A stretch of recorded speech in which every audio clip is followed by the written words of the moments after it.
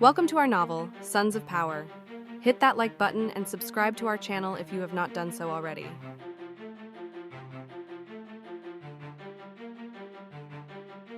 At the turn of the 20th century, the Kingdom of Greece faced a turbulent period, marked by a change in constitution that curtailed the powers of the king.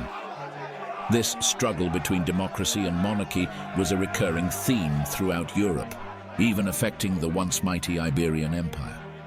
Meanwhile, our Roman Polynesian Empire flourished, focusing on technological advancements and the lucrative commercialization of the Morean Canal, which brought considerable gains to the crown. Trade with Kitonga surged, as my grandfather heavily invested in the rebuilding of the nation, to the satisfaction of Emperor Caesar. I came into the world on the afternoon of February 2nd, 1909, as the fourth child and second son of Crown Prince Richard Alexander of Roman Polynesia and Princess Amina of Clan Wabonga. Sadly, my older brother, Prince Pelopidas, did not survive childhood.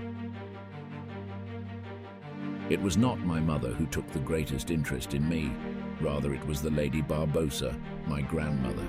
She treated me as her own child and ensured that everyone at court showed me the respect befitting my name, as she often emphasized. She had a close relationship with my mother and taught us her extensive knowledge of European politics. In her old age, the Lady Barbosa commanded respect and authority as the right hand of the emperor. In June 1912, the mighty Emperor Paul Alexander passed away in his sleep after a prolonged illness, leaving the throne of Roman Polynesia to my father, the charismatic Richard Alexander. I was a mere 3-year-old at the time, but I vividly remember how deeply my grandmother, Lady Barbosa, mourned her beloved.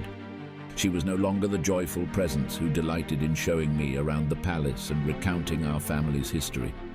As a child, I did my best to offer her comfort in my own way, although eventually she requested that I cease my attempts. "You are destined to become a resolute man, my darling," she once confided in me in the Imperial Gardens.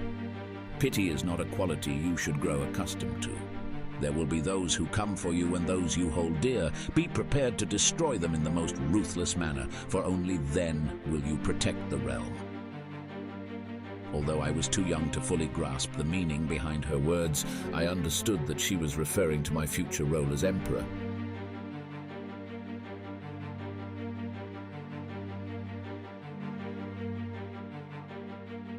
As the First World War erupted, initially perceived as a European conflict, it soon became evident that its repercussions would extend far beyond the borders of the old continent. This global war coincided with a period of strengthened trade relations between Roman Polynesia and the United States of America, which greatly enriched our coffers. Consequently, we had to tread carefully in our diplomatic interactions with major European powers to avoid displeasing our recent valuable trade partner. While we did not directly participate in the war, we did provide some resources to the Allies when they were in dire need. As a result, we were regarded as friends, and it was expected that France and Belgium would honor their promise to withdraw from the Kitonganese realm.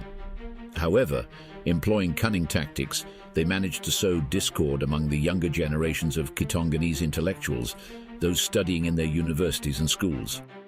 These educated individuals, holding doctorates and prestigious degrees, began to criticize the Kitonganese monarchy, which was then led by Lord Bakumbu, also known as Baku.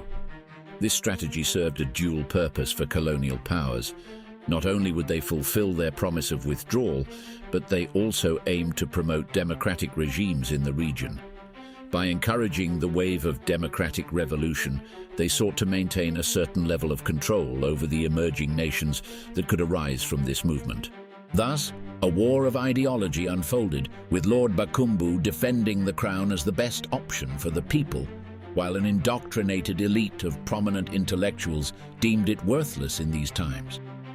In time, their movement gained tens of thousands of followers, spreading at an alarming pace in the region.